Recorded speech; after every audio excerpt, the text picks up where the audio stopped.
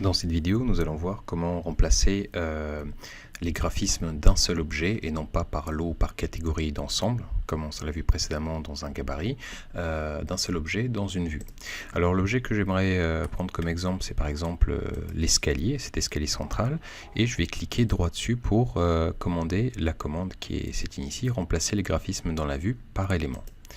Donc lorsque j'active cette fonction-là, j'ai un onglet un peu grand qui me permet de mettre soit cet élément-là dans un premier choix en demi-teinte, donc ce qu'on a vu précédemment, soit de venir remplacer les motifs ou les lignes de représentation de cet élément-là.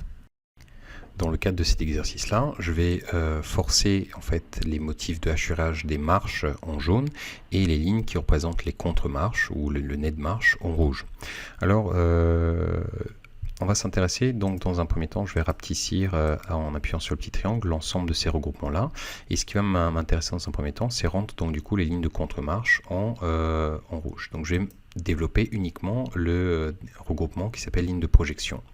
Pour l'instant, donc du coup, la couleur de ces lignes-là n'a pas de remplacement. Je vais les mettre en rouge et je vais garder le style des lignes par défaut. Et je vais cliquer sur appliquer. Donc tu vas voir que l'ensemble de l'escalier hérite en fait ces nez de marche rouges. Maintenant je peux rapetissir à ta guise de garder l'ensemble de ces regroupements développés ou petits comme tu veux.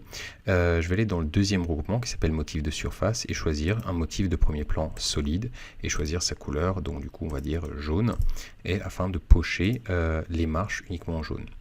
Pourquoi est-ce que les marches qui sont pleines, en fait, qui n'ont pas été coupées, sont jaunes et les autres sont blanches? Ceci est dû que là, j'ai choisi de remplacer un seul élément. Si j'efface cet escalier-là, tu verras que en fait, en sous-plan, on a l'escalier qui mène donc du niveau N0 au sous-sol 1. C'est cet escalier-là qui n'a pas rien à voir avec l'escalier qu'on vient de forcer actuellement. Alors je choisis cet élément de nouveau et je vais aller remplacer les graphismes dans la vue de cet élément-là et aller explorer un peu plus loin les autres regroupements. Donc on peut changer la représentation des traits d'un élément, la représentation des motifs de surface d'un élément à travers un motif de surface et aussi également la transparence d'un élément. C'est-à-dire que là c'est le cas d'un escalier, il n'est pas transparent, mais admettons que les marches étaient en vert, on aurait pu augmenter la transparence de cet élément-là. Ce qui par ailleurs peut être fait pour certains des éléments présents dans un projet pour venir par exemple faire des schémas ou des axonométries thématiques. Et on peut bien sûr changer ces motifs de coupe, mais là ce ne sera pas très pertinent puisqu'on est dans un plan d'étage, on n'est pas du tout en train de couper l'escalier. Les motifs de coupe qui s'apparentent bien sûr aux motifs de surface et aux lignes de projection. Là, je vais cliquer sur OK et je sors de l'édition de cet élément-là. Alors, je peux bien sûr aller dans, par exemple, la maison qui s'appelle matériaux, la vue qu'on a créée précédemment, et me mettre cette fois-ci en vue ombrée. Donc, dans cette vue ombrée-là, je peux choisir donc de changer dans un premier temps le cadrage de cette vue-là pour voir un tout petit peu plus, donc du coup, la zone de l'entrée, et sélectionner uniquement cet élément-là.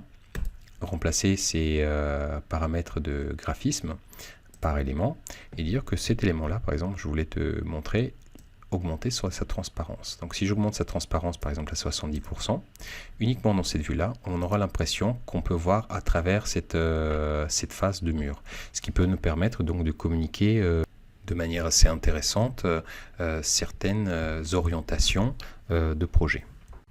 Alors je te retrouve dans la prochaine vidéo pour commencer à aborder la problématique de la profondeur de vue, que ce soit dans une vue de plan ou dans une vue de coupe.